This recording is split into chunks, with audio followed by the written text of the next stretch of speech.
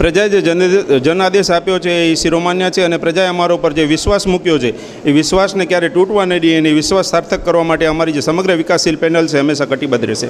લગભગ 900થી ઉપર મતની જે લીડ મળી છે અને જે અમારા જે કાર્યકર્તાઓ દિલથી કામ કર્યું, દિવસ રાત જો આગળ, ખાસ કરી અને મહિલા મંડળ બહેનોએ ખૂબ સક્રિયપણે 10 દિવસ મારા માટે જે મહેનત કરી છે, હું કાયમી એ લોકોનું ઋણી રહીશ અને જે કોઈ પણ વિષયો હશે એના માટે એ ગામના વિકાસમાં અમે હંમેશા અમારી વિકાસશીલ પેનલ કટિબદ્ધ રહેશે. માધાપરની અંદર જે પ્રચાર પ્રસાર દરમિયાન આપ સૌએ જોયું હશે કે ક્યાંક રોડ લાઇટ અથવા તો ક્યાંક ગટરની જે સમસ્યાઓ છે એ સમગ્ર સમસ્યાઓ અમારી ધ્યાને છે અને જેમ બને એમ જલ્દી પૂર્ણ કરવા માટે અમારી જે વિકાસશીલ પેનલ છે હંમેશા કટિબદ્ધ રહેશે.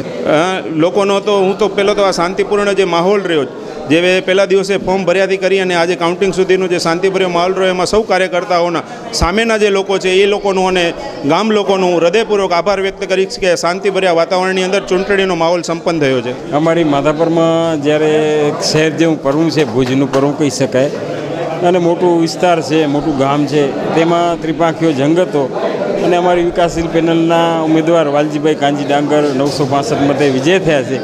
સાથે સાથે 18 વોર્ડમાંથી અમને 11 વોર્ડ પર અમારા ઉમેદવારો વિજય મેળવ્યો છે.